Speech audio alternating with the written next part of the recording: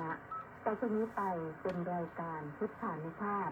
ดำเนินรายการโดยพระทันกิติเมธีผู้ช่วยเจ้าวาดวัดราชาธิวาสวรวิหาร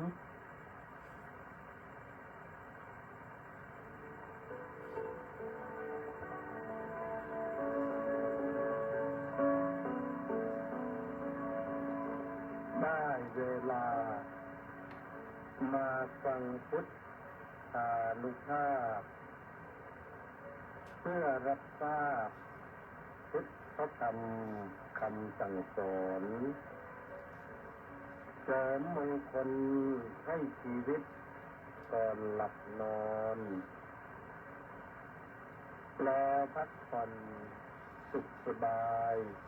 กายใจเทิน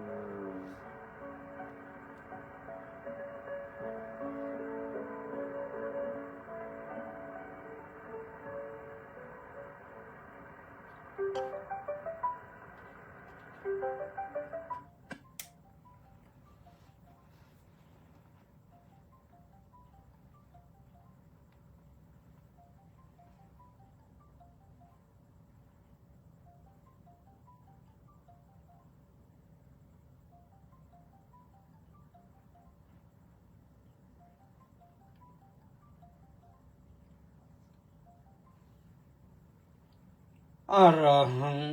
สัมมาสัมพุทโธภะคะวาพุทธังภะคะวันตังอภิวาเทมิสวากขาโตภะคะวตาธัมโมธัมมังนัมมัสสามิ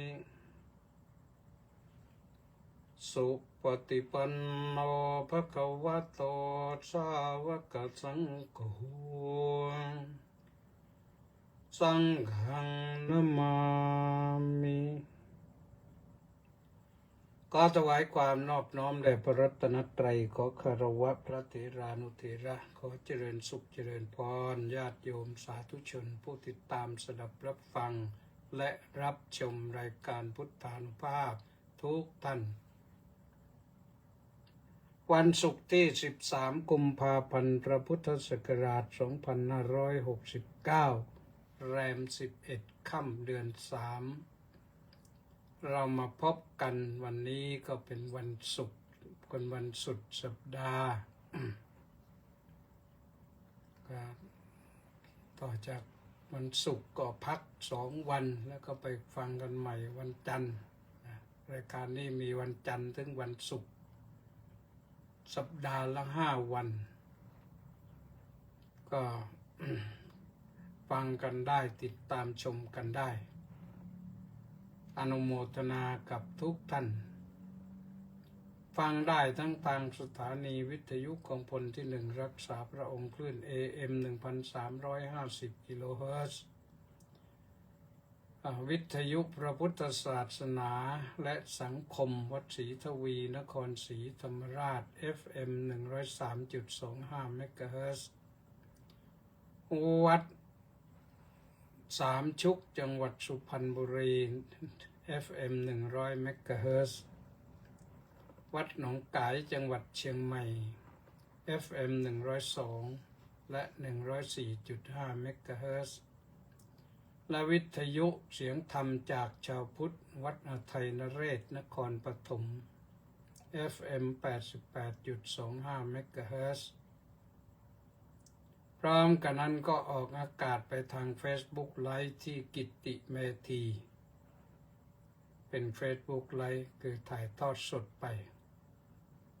เรียกว่าเป็นโทรทัศน์น้อย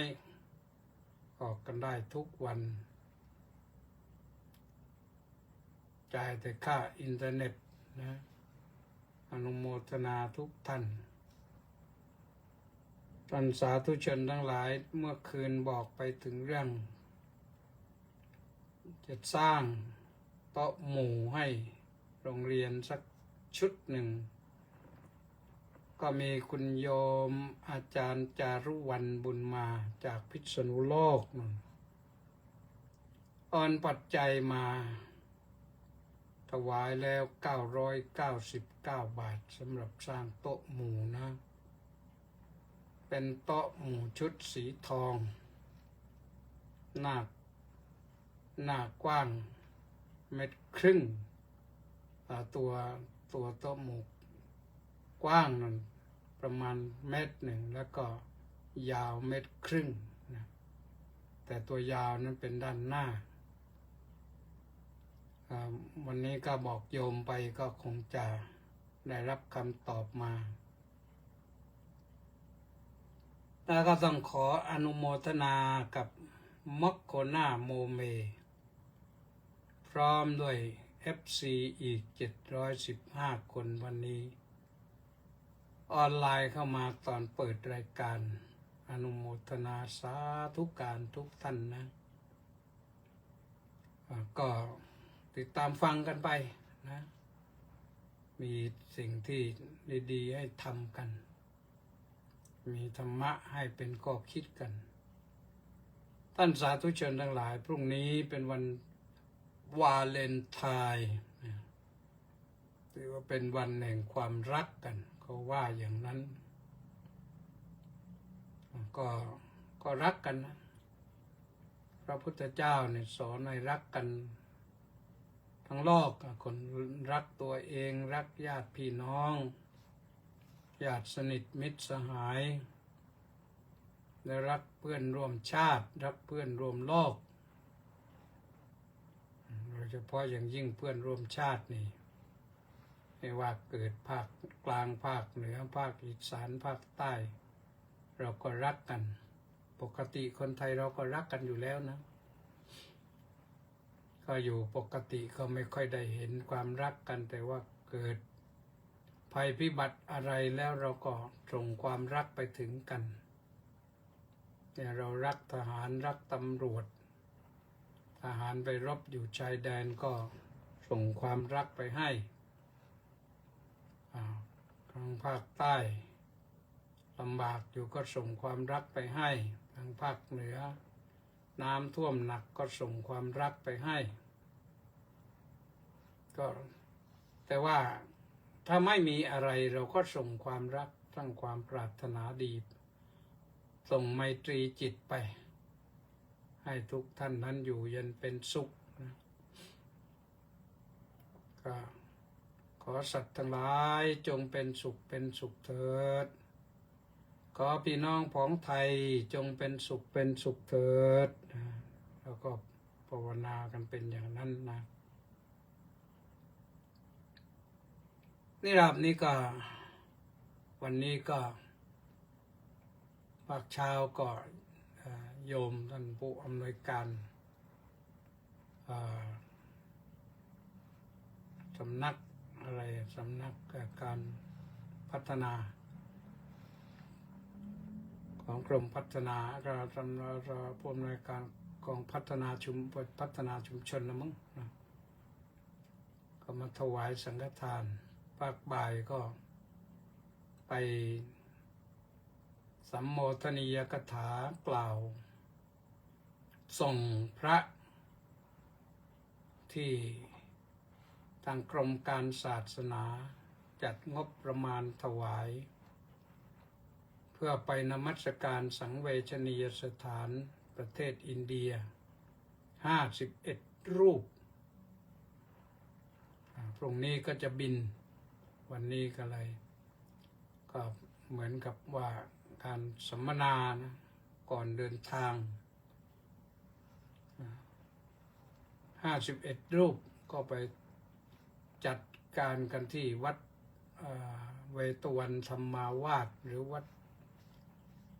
ไผ่เขียวโน่นใกล้ๆดอนเมืองโน่นก็ไปว่ากันเรียบร้อยรวมเวลาแล้วก็เกือบชั่วโมงหนึ่งเสร็จจากนั้นก็รีบออกเดินทางไปร่วมประชุมกับคณะกรรมการสมาคมผู้ทำคุณประโยชน์เพื่อพระพุทธศาสนาซึ่งมีท่านพลเอกดร.ธงชัยเกื้อสกุลเป็นประธานอยู่เป็นนายกอยู่ นอนเข้าไปประชุมกันที่มหาวิทยาลัยเทคโนโลยีมหาวิทยาลัยราชมงคลนะเทคโนโลยีราชมงคลที่คลอง6นั่นก็เดินทางไปถึงทันได้ประชุมพอสมควรนายมอบก็คิดเห็นในแก่ที่ประชุมบ้างมาประชุมเสร็จก็เมื่อเกือบ5 โมงเย็นแล้วเสร็จก็ไม่ชักช้ารีบออกเดินทางโน้นออกไปทางด่วนสายใหม่เป็นวงแหวนรอบนอกนู่นเขาเรียกถนนอะไรไม่รู้นะออกไปไกลก็หนีรถติดเนี่ยก็รถไม่ค่อยติดนะมาติด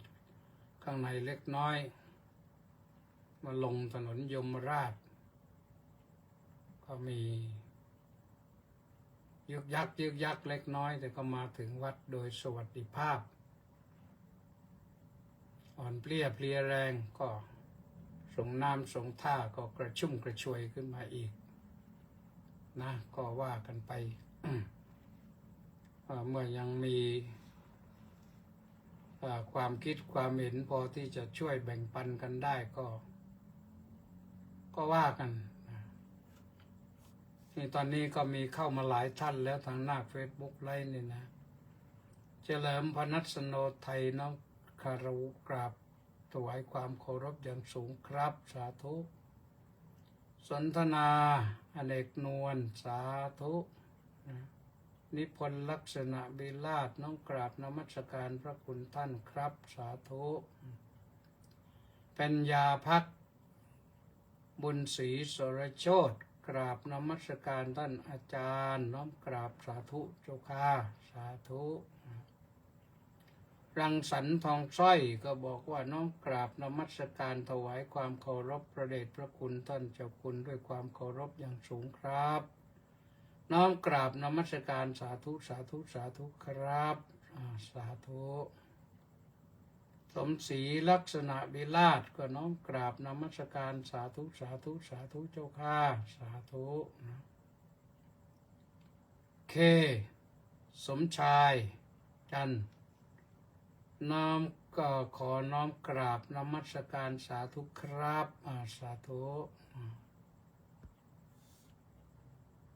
เขตสมชายนี่ก็นี่อยู่โน่น CPO นนแปะนันทิการก็สาธุสาธุเจบูมาก็มาแล้วนะเจบูมาก็จารุวรรณบุญมาเนี่ยนะน้อมกราบสาธุสาธุสาธุอนุโมทามิสาธุแป้นันทิการบอกว่าน้อมกราบนมัสการสาธุสาธุสาธุเจ้าค่ะสาธุแล้วก็เฉลิมพงษ์กำแพงแก้วกราบสาธุครับพระอาจารย์สาธุมณีแสงจันทร์นมัสเตว่างั้นน้อมกราบนมัสการสาธุสาธุสาธุเจ้าค่ะสาธุนี่คือผู้ที่เข้ามาทาง Facebook Live นะมีคำถามก็ถามมาได้นะสนใจก็ถามมาแต่นี่ไม่มีใครถามมีแต่สาธุทั้งนั้นต่อไปนี่นะหลังจากวาเลนไทน์แล้วเราก็จะมีตรุษจีนนั้นวันหลักก่อนโน้นไปวันที่3 กุมภาพันธ์วันที่3 มีนาคม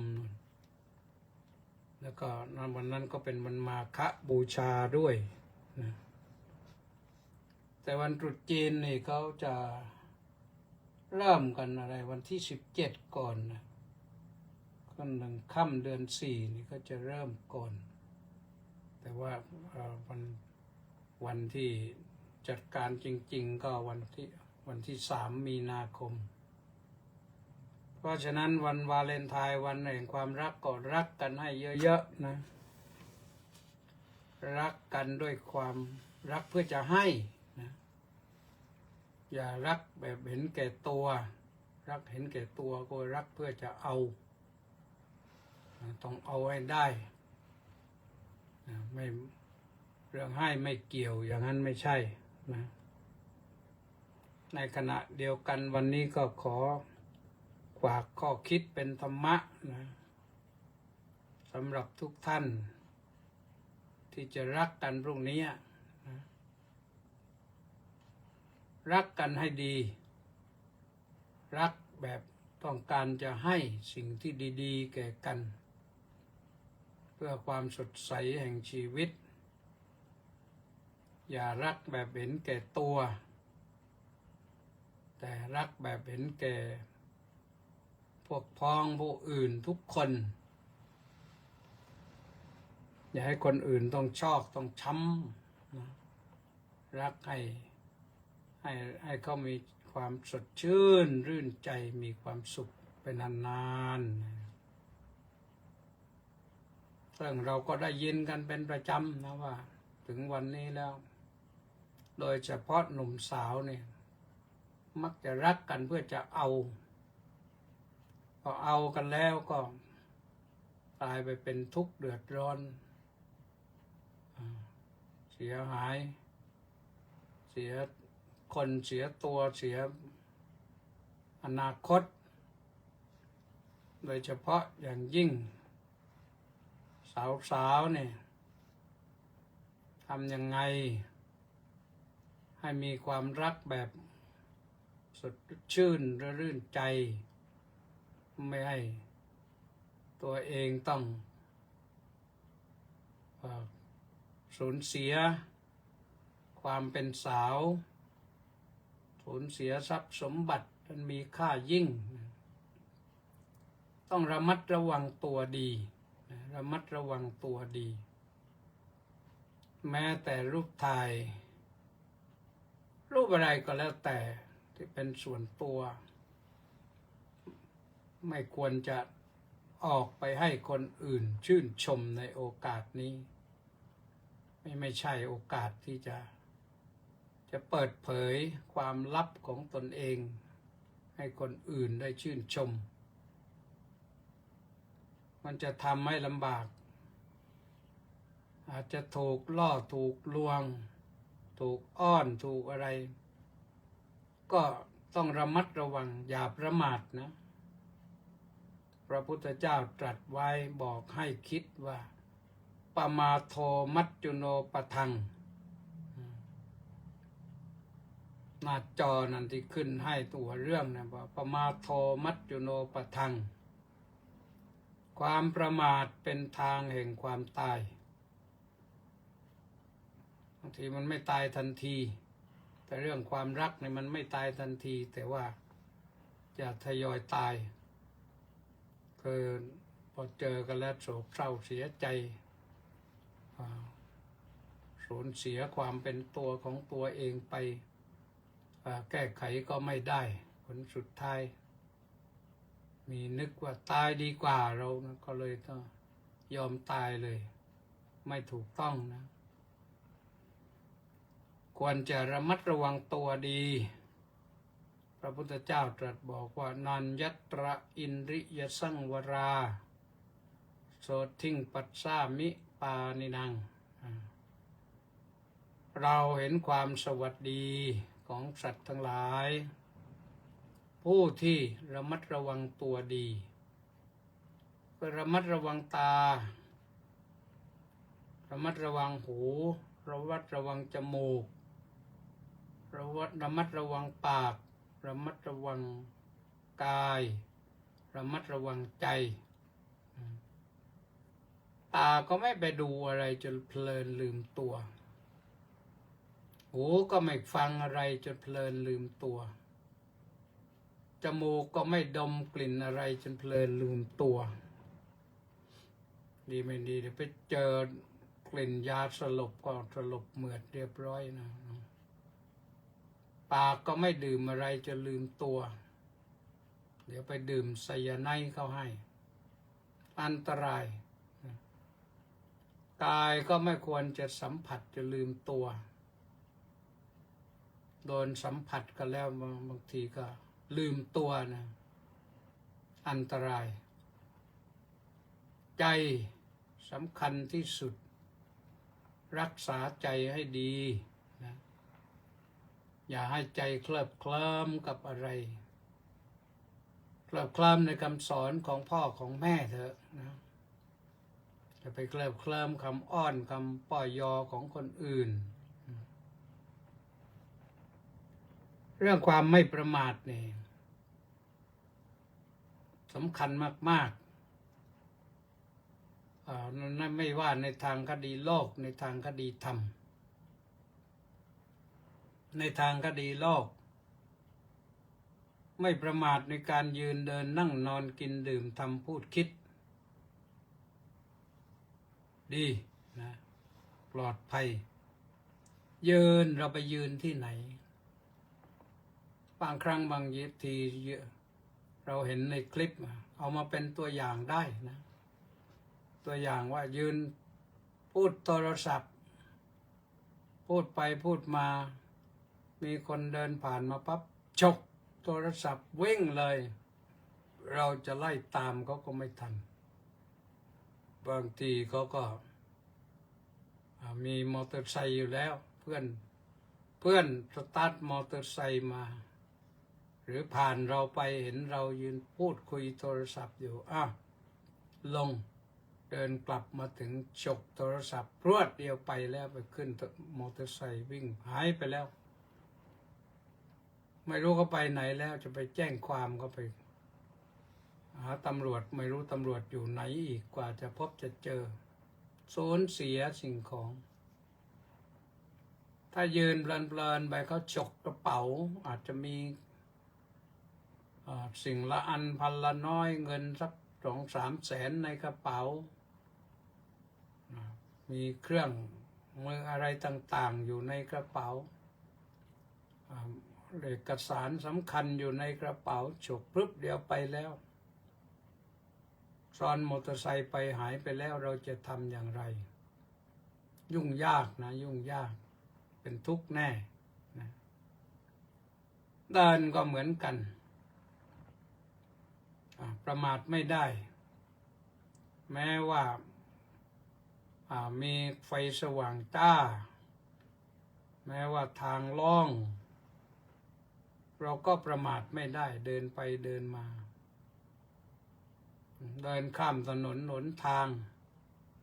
แม้ม้าลายแล้วมีม้าลายแล้วเราก็ต้องไม่ประมาทดูขวาดูซ้ายให้เรียบร้อยเห็นว่าปลอดภัยแล้วจึงเดินลงไปถ้าอย่าไปเดินเอื่อยข้ามถนนไปพูดโทรศัพท์ไปเนี่ยหรือว่าดูไลน์ดูเกมไปมันอันตรายนะคนขับรถเนี่ยบางทีเขาเห็นแล้วก็รำคาญตานะสำหรับการเดินทำอยู่เช่นนั้นการข้ามถนนมันต้องข้ามไปให้พ้นจะไปทำอะไรก็ว่าไปเดินไม่ระมัดระวังอาจจะล้มลงมาตกท่อตกอะไรเขาก็ไม่รู้ว่าคนอื่นก็ผ่านไปเยอะไม่เห็นเป็นไรคนนี้เดินไปตกท่อแข้งถลอกบอกเปิดขาหักก็ไม่แน่นะหรือไปเดินในที่ระโหฐานในห้างสรรพสินค้าในสนามบินอะไรต่างๆมันก่อนนี่ที่คนเดินที่สนามบิน ปรากฏว่าเท้าหลุดลงไปข้างล่างต้องตัดขาเนี่ยได้ข่าวว่าต้องตัดขานะสนามบินดอนเมืองนะมันเป็นไปได้อย่างไรนะยังนึกภาพไม่ออกว่าเป็นไปอย่างไรก็ทำให้นึกต่อไปว่าไปเดินทางเดินที่บันไดเลื่อนนะเขาเรียกว่าลิฟต์ก็ได้เรียกว่าบันไดเลื่อนก็ได้สนามบินนะเท้าหลุดลงไปข้างล่างเลยผลสุดท้ายก็แข้งหักต้องตัดเลยไม่ถึงขนาดนั้นอย่างบันไดเลื่อนบางตัวเนี่ยอย่างที่ดอนเมืองเนี่ยมันเร็วนะที่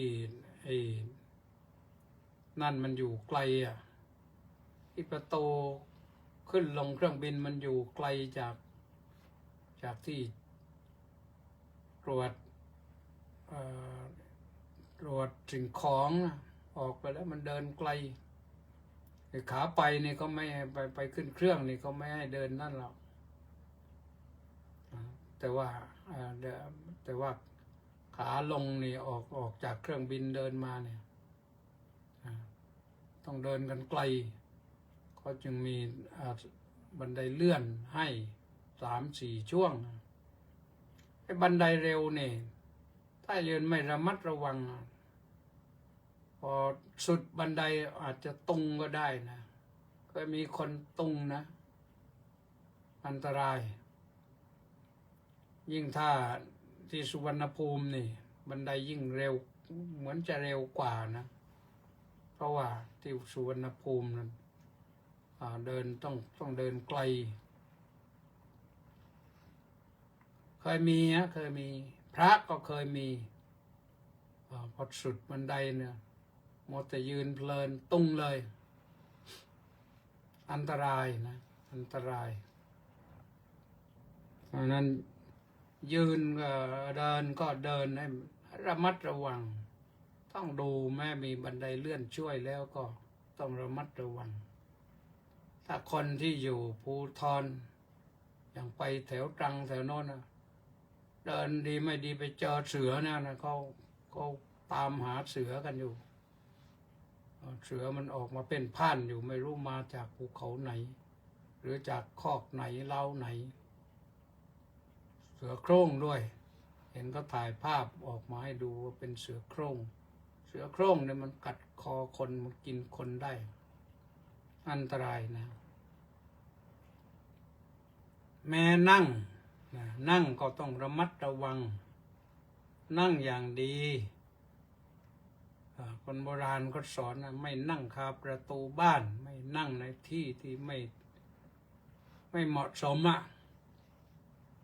นั่งอย่างเรียบร้อยให้สุขภาพดีตรงไหนที่นั่งพับเพียบตรงไหนที่ต้องนั่งอะไรเนี่ยคนไทยสมัยนี้นั่งโดยเฉพาะผู้หญิงเนี่ยนะนั่งไม่ค่อยสวยงามเลยปล่อยตัวปล่อยใจนั่งไปยังไงไม่รู้อย่างที่สนามบินเนี่ยนะนั่งมันไปทุกเรื่องทุกที่ทั้งที่เขาทำสัญลักษณ์ไว้แล้วเก้าอี้สำหรับผู้พิการสำหรับคนท้องสำหรับคนแก่เก้าอี้สำหรับพระสงฆ์องค์เจ้าฉันจะนั่งเฉยอย่างไปเรื่อยเลยอาตมาเองไปเชิญโยมไปหลายรอบแล้วเห็นเขานั่งเราไม่มีที่นั่งด้วยที่อื่นก็นั่งเต็มก็เชิญโยมบอกว่าโยมตรงนี้ที่นั่งพระนะนั่นมีรูปอยู่นั่นโยมก็ลุกให้นั่นแหละอนุโมทนาสาธุนะหลายครั้งแล้วที่ทำอย่างนั้นเพราะไม่งั้นก็มันไม่เรียบร้อยเราจะไปยืนอยู่ก็ไม่ได้จะไปนั่งในที่ยอมก็ไม่ได้เดี๋ยวก็หาว่าพระนี่ไม่รู้กาลเทศะอีกนะต้องนั่งอย่างเรียบร้อยนอนอย่างไม่ประมาทนอนยังไงนอนก็ปิดประตูหน้าต่างให้เรียบร้อยใจนอนในบ้านนะ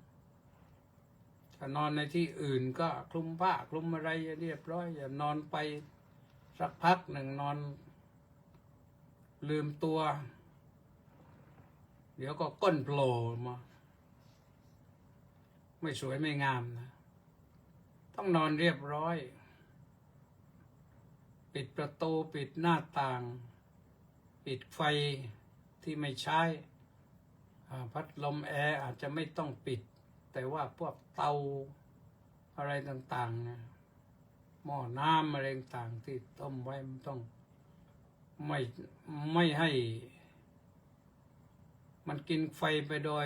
ไม่จำเป็นนะเพราะเราต้องจ่ายค่าไฟนะ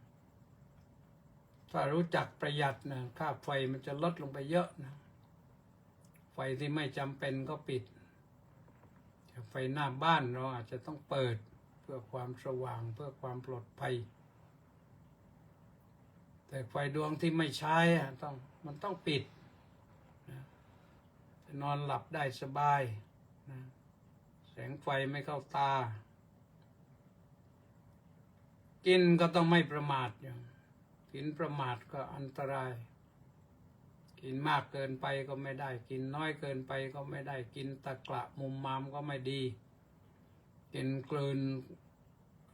ของหยาบๆเข้าไปเดี๋ยวมันติดคอ เป็นก้างเป็นอะไร ปลาเนี่ยคนไทยเรานั้นปรุงอาหารปลามีก้างมีเยอะถ้าฝรั่งเนี่ยเขาชำแหละไม่ให้เหลือก้างอยู่หรอกนะอย่างเขากินปลาเลยก็ปลาแซลมอนอย่างเนี้ยเขาชำแหละเรียบร้อยไม่มีก้างติดเข้าไปฝรั่งกินแกงปลาแบบบ้านเราไม่เป็นนะเขาไม่กินแกงเผ็ดด้วยคนไทยเรากินแกงเผ็ดก็ต้องกินอย่างระมัดระวังกินอย่างดีกินอย่างเรียบร้อยกินอย่างไม่ประมาทแม้เรื่องดื่มก็ดื่มอย่างไม่ประมาทไม่ดื่มให้มันก่อให้เกิดความสำลักขึ้นมาได้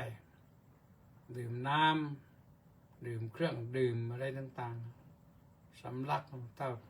ถ้าประเภทดื่มน้ำเมานี่หนักเข้าไปอีก สนุกจนลืมจนเมาก็เรียกว่าเดินกลับบ้านไม่ได้ประมาทได้อย่างนั้นอันตรายทำก็ทำอะไรด้วยความไม่ประมาทนะไม่ประมาทก็คือเช่นอะไรทำงานเช่นขับรถเนี่ยขับรถประมาทอันตรายมากๆเลยนะขับรถไต่ภูเขาขับรถปากเหวขับรถในเส้นทางสบายๆนี่แหละนี่เดี๋ยวนี้ที่ในเทศกาลที่ผ่านมาเนี่ยก็บอกว่าที่คนตายกันมากคือถนนแบบซูเปอร์ไฮเวย์ถนนดีเนี่ยแต่ขับประมาทจนกระทั่งว่ารถพลิกรถตายเป็นมอเตอร์ไซค์ก็ไม่ใส่หมวกกันน็อกโครมลงไปก็หัวฟาดก็เรียบร้อยนะขับรถจะไปเฉียวเพื่อนก็อันตรายจะไปเฉียวหลักกิโลเมตรก็อันตรายตกหลุมตกบ่อก็อันตราย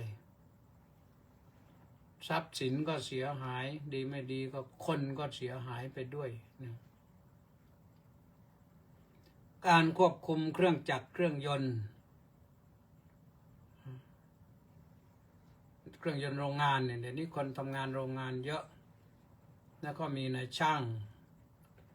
ที่ต้องควบคุมเครื่องยนต์ให้ทำงานเป็นปกติประมาทไม่ได้เครื่องยนต์นี่อาตมายังจำได้ในเรื่องของอะไรAnimal Farm หนังสือเรียนมัธยมปลายนะAnimal Farm รู้สึกเล่มหนึ่งที่อ่านไปแล้วก็ปรากฏว่าสัตว์มันต่อต้านมนุษย์ไปสร้างอาณาจักรของตัวเองขึ้นมาเสร็จแล้วมันก็มีอยู่เรื่องหนึ่งที่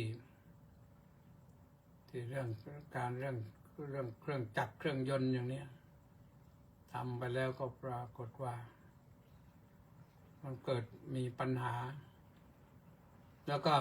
เขาอธิบายไปถึงว่านี่บ้านเมืองที่เจริญเครื่องยนต์มากเนี่ยผลสุดท้ายผลิตเครื่องยนต์มาเพื่อเป็นทาสของคนแต่ทำไปทำมาคนต้องเป็นทาสของเครื่องยนต์กลับกันพอเป็นทาสแล้วต้องไปเฝ้าประคบประหงมดูแลเครื่องยนต์ต้องทำงาน24 ชั่วโมงเพราะฉะนั้นคนต้องไปเฝ้า24 ชั่วโมงแล้วผลสุดท้ายเกิดอะไรขึ้นนะ ถ้าคนเผลออย่างเดียวเครื่องยนต์ระเบิดตุ้มพอระเบิดตุ้มไม่ใช่เสียหายคนเดียวตายไป5 คน10 คนดีไม่ดีไฟไหม้โรงงานอีกคนอยู่เต็มหนีออกไม่ทันเหยียบกันตายบ้างโดนแรงระเบิดตายบ้างนี่คือเรื่องของเครื่องจักรเครื่องยนต์มันก็อันตรายนะเพราะฉะนั้นพระพุทธเจ้าสอนให้ตั้งตนอยู่ในความไม่ประมาทนะทำอะไรก็ต้องทำด้วยความไม่ประมาทพูดอะไรก็พูดด้วยความไม่ประมาทมันพูดประมาทนี่มันพลั้งเผลอคำพูดที่หลุดออกไปแล้วมันแก้ไม่ได้นะเขาว่าอะไรนะตอนก่อนพูดนี่เราเป็นนายคำพูดแต่พอพูดออกไปแล้วคำพูดมันเป็นนายเรา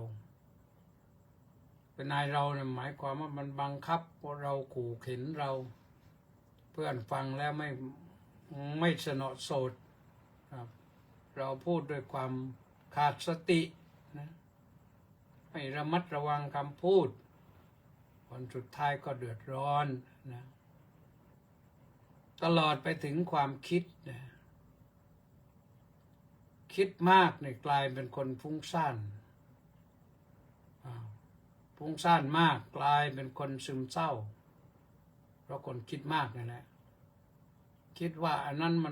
นไม่เหมาะกับเราอันนี้ไม่เหมาะกับเราอันโน้นไม่เหมาะกับเราคิดไปคิดมามันไม่มีอะไรเหมาะกับเราสักอย่างนึงกลายเป็นคนที่มีความซึมเศร้าเลยเพราะฉะนั้นพระพุทธเจ้าสอนให้สำรวจตรวจสอบตนเองนะก็ต้องไม่ประมาทไม่ประมาทก็คือให้มีสติทุกขณะทุกเวลาทุกนาทีนี่ต้องมีสติไม่ว่าจะยืนเดินนั่งนอนกินดื่มทำพูดคิดไม่ว่าจะประกอบกิจอะไรขับรถขับเรือควบคุมเครื่องจักรเครื่องกลขึ้นไปอยู่นะอะไรไอ้นั่นอะเครนตอกเสาเข็มนะประมาทก็ล้มใส่เอาบ่อยตายไปทีละคน2 คน3 คน4 คนบ้าง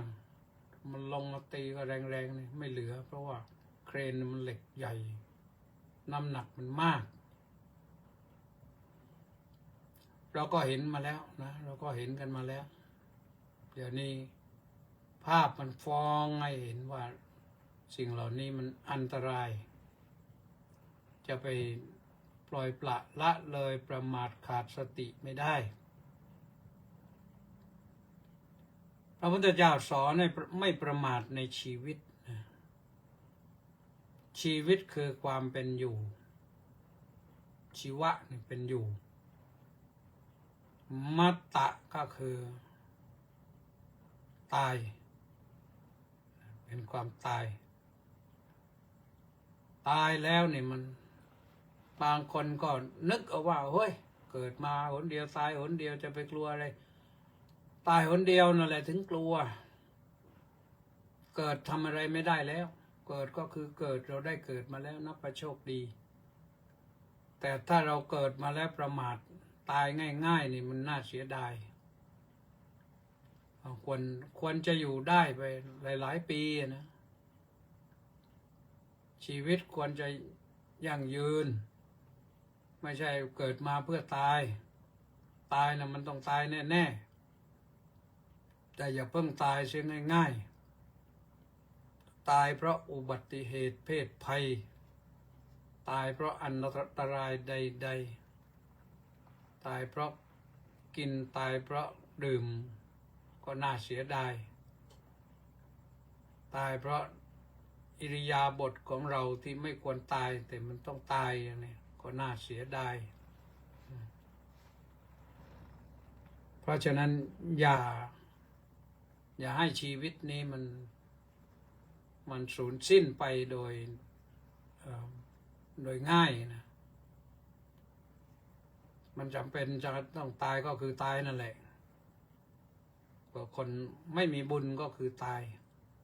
บุญหมดก็คือตายเป็นเรื่องธรรมดานอกจากชีวิตแล้ววัยที่จริงวัยนั้นแปลว่าเสื่อมไม่ประมาทในวัยเราอยู่ในวัยเด็กเราอย่าประมาทว่าเอ้ยเรายังเด็กอยู่ไม่ตายหรอกไม่เป็นไรหรอกทุกอย่างมันแก้ไขได้ที่ตายเนี่ยมันแก้ไม่ได้นะแม้แต่ไปเจอเรื่องพิกลทำให้เราพิกลพิการบางทีมันก็กลับคืนไม่ได้นะอย่างเนี้ยวันวาเลนไทน์เนี่ยเราไปสนุกสนานกันมากจะลืมตัวเนี่ยลืมวัยเนี่ยวัยนี้ควรจะเป็นที่รักที่เอาอกเอาใจของพ่อของแม่เป็นที่ประคบประหงมและชื่นใจของพ่อแม่ปรากฏว่าเรามาเจอปัญหาพิกลพิการเสียนี่มันน่าเสียดายนะน่าเสียดายมากๆรู้อยู่ว่าวัยเนี่ยมันเปลี่ยนแปลงเปลี่ยนจากเด็กเล็กมาเป็นเด็กโตเปลี่ยนจากเด็กโตเป็นเด็กหนุ่มสาวเปลี่ยนจากเด็กหนุ่มสาวไปเป็นเด็กอะไรวัยรุ่นสูงวัยรุ่นก็คือหนุ่มสาวแหละซึ่งมันกลับไม่ได้เลยสักอย่างหนึ่งคนที่อายุ50-60แล้วนึกอยากจะเป็นเด็กนึกถึงวัยเด็กและสนุกสนานอยากจะกลับไปเป็นเด็กอีกแต่มันเป็นไม่ได้อยากจะไปเป็นวัยรุ่นอีกมันเป็นไปไม่ได้วัยนี่เสื่อมไปหมดแล้วถึงวัยแรงงานก็ทำงานถึงวัยสร้างฐานะก็สร้างฐานะทำการทำงานเก็บหอมรอมริบไว้เผื่ออนาคตเราไม่รู้ว่าอนาคตมันเป็นยังไงน้ำจะท่วมประเทศไทยอีกหรือเปล่าก็บอกว่าน้ำจะท่วมประเทศไทยเนี่ยอีกเท่าไหร่พศเท่าไหร่เนี่ยไม่นานแล้วเขาว่านะน้ำฝรั่งก็พูดไทยก็พูดว่าน้ำจะท่วมโลกอยู่แล้วประเทศไทยประเทศมาเลย์ประเทศอินโดประเทศเวียดนามประเทศฟิลิปปินส์แถบนี้น้ำจะท่วมโลกได้มีประเทศหนึ่งวานูอาตูหรืออะไรอ่านข่าวมาว่าคนต้องอพยพหลบลี้หนีภัยไปเขาอยู่ในความดูแลของออสเตรเลียหรือไงเนี่ยอยู่เป็นคนที่อยู่ประเทศที่อยู่ในมหาสมุทรแปซิฟิกตอนนี้จะอยู่ไม่ได้กันอยู่แล้วต้องอพยพหลบลี้แล้วน้ำขึ้นมาสูงมากท่วมเกาะนั่นเขาท่วมในแปซิฟิกแล้วอาจจะมาถึงบ้านเราก็ได้ตามที่เขาว่านะเพราะฉะนั้นเราต้องเตรียมตัวไว้สำหรับอนาคตเกิดน้ำท่วมที่บ้านที่อยู่อาศัยเราทำการงานไม่ได้หาอาหารก็ลำบากไม่มีเงินจะซื้อแล้วมันจะยุ่งต้องระมัดระวังไว้นะต้องเตรียมตัวเตรียมเสบียงไว้บ้างอีกอย่างหนึ่งความไม่มีโรคต้องไม่ประมาทในความไม่มีโรคนะความในประมาทไม่ประมาทในวัยนั้นไม่ประมาทในทุกวัยแหละแต่ความประมาทในความไม่มีโรคนี่อย่าคิดว่าเราไม่มีโรควันนี้และพรุ่งนี้จะไม่มีโรค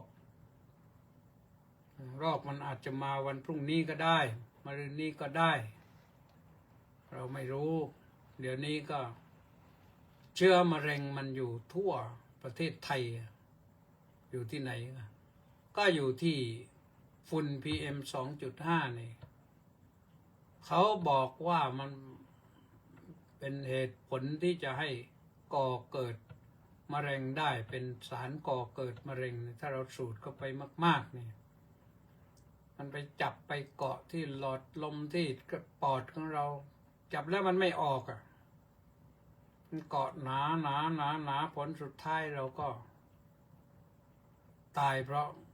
ราะขี้ฝุ่นเหตุที่ตายเพราะขี้ฝุ่นนั้นเพราะเราไม่ระมัดระวังตัว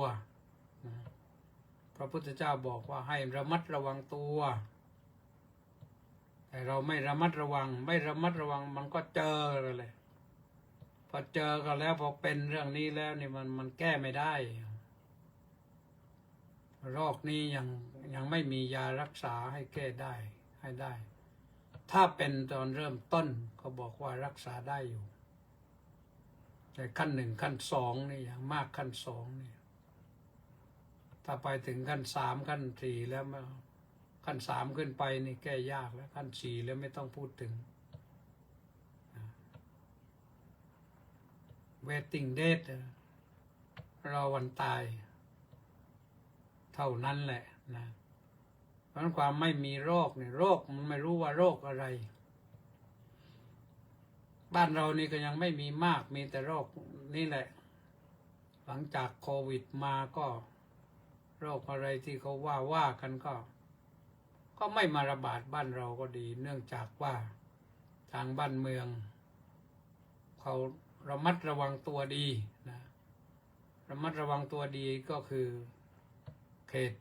ป้องกันกำจัดโรคต้องตรวจสอบคนเข้ามาประเทศไทยต้องตรวจก่อนนะโดยเฉพาะอย่างยิ่งมาจากเขตที่โรคระบาดอยู่เขาก็จะ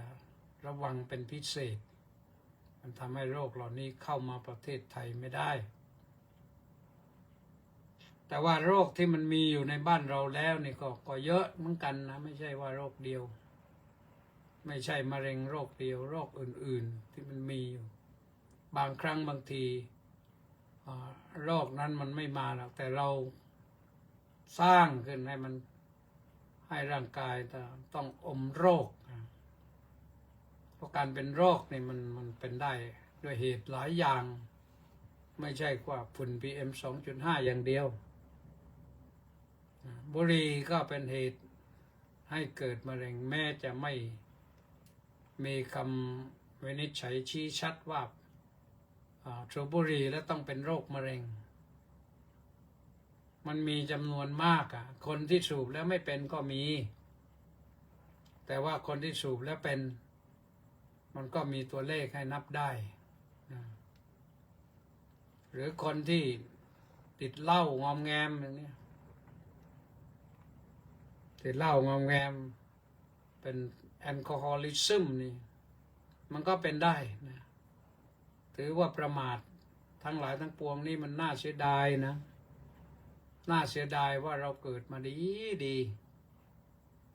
แต่เรามาหาเรื่องหาโรคมาใส่ตัวทำให้เราต้องไปเป็นเช่นนั้นเสียสำหรับคนที่เป็นเช่นนั้นนะคนที่ระมัดระวังตัวดีก็ไม่เป็นไรนะก็ปลอดภัยได้เพราะฉะนั้นนะท่านสาธุชนทั้งหลายเอากันว่าวันพรุ่งนี้สำคัญวันวาเลนไทน์ทุกคนต้องไม่ประมาทต้องสนุกแต่พอดีสนุกแต่พองามแม้ดอกกุหลาบก็อย่าคิดว่ามันไม่นำพาโรคมาให้นะไม่รู้ก็ฉีดยาอะไรมาให้ดอกกุหลาบมันสดชื่นนานๆฉีดฟอร์มาลีนมาหรือเปล่าก็ไม่รู้เรามาเจอเข้าเนี่ยสูดเข้าไปสักฟอด2 ฟอดหนึ่งก็เดี๋ยวก็ไปติดอยู่ในปอดเราก็เป็นเรื่องเท่านั้นแหละนะเพราะฉะนั้นระมัดระวังตัวดีก็ปลอดภัยนะก็ทำให้เราปลอดภัยวันแห่งความรักก็จะไม่ พาเอาสิ่งที่อันตรายมาให้แก่ชีวิตเรานะใช้ธรรมะนะตั้งตนอยู่ในความไม่ประมาทความประมาทอาจถึงตายได้ทุกเวลาความประมาทเป็นทางแห่งความตาย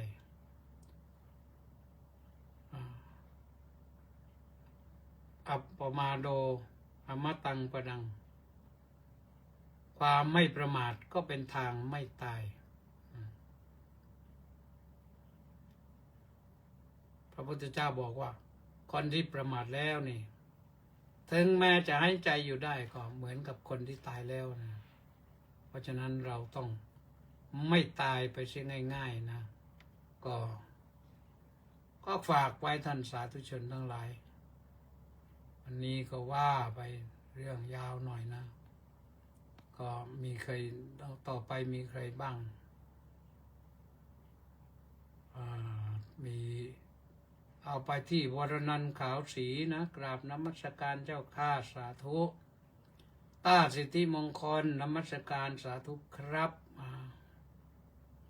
มักคนหน้าโมเมก็บอกว่ากราบนมัสการสาธุเจ้าข้า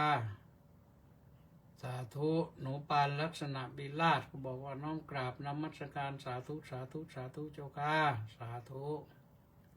ไพศาลรัตนวงศ์กุลกราบนมัสการครับสาธุสริตพงษ์แทสะบำรุงสาธุครับพระอาจารย์อนุโมทนาสาธุดอกเตอร์นะแล้วก็มีใครอีกไหมลีลาวดีดอกสร้อยบอกว่าน้อมกราบนมัสการด้วยความเคารพอย่างสูงเจ้าค่ะสาธุสาธุสาธุนะอิมอินบุญแท่นก็บอกว่ากราบนมัสการเจ้าค่ะสาธุสาธุสาธุเจ้าค่ะสาธุกำพลผู้มณีกราบนมัสการในวันที่13 กุมภาพันธ์69นี้มาด้วยความเคารพอย่างสูงครับผมสาธุนะสาธุท่านสว.เจพรแหลมทองเหงาสาธุสาธุค่ะสาธุศิวพรสุภาผลน้อมกราบนมัสการสาธุสาธุสาธุเจ้าค่ะสาธุนะทองใสราชโคตรน้อมกราบนมัสการหลวงพ่อเจ้าคุณก็รับสาธุสาธุสาธุสาธุนะอดุลหงยิ้มสาธุสาธุครับท่านเจ้าคุณอาจารย์ครับสาธุแล้วก็เล็กวังบุรพานุกูลแก้วสุขกราบสาธุครับเล็กมาเป็นคนสุดท้ายวันนี้นะเอาละอย่าลืมนะญาติโยมสาธุชนทั้งหลายท่านผู้ใดที่จะร่วมสร้างโต๊ะหมู่นะยังไม่รู้ราคาเดี๋ยวพรุ่งนี้จะไปสืบราคาก็คิดว่าไม่มากไม่น้อยแหละนะก็ร่วมอยากร่วมบุญเท่าไหร่ก็ได้นะโอนปัจจัยเข้ามาที่070-026-0870นั่นแหละนะกรุงไทยนะกรุงไทย070-026-0870บอกเมื่อคืนก็มีจารุวรรณบุญมาโอนมาแล้ว999 บาทสร้างโต๊ะหมู่ว่างั้นอนุโมทนาสาธุนะก็ขอความสุขความสวัสดีจงมีแด่ทุกท่านพรุ่งนี้พักมะรืนพักไปพบกันใหม่วันจันทร์สวัสดี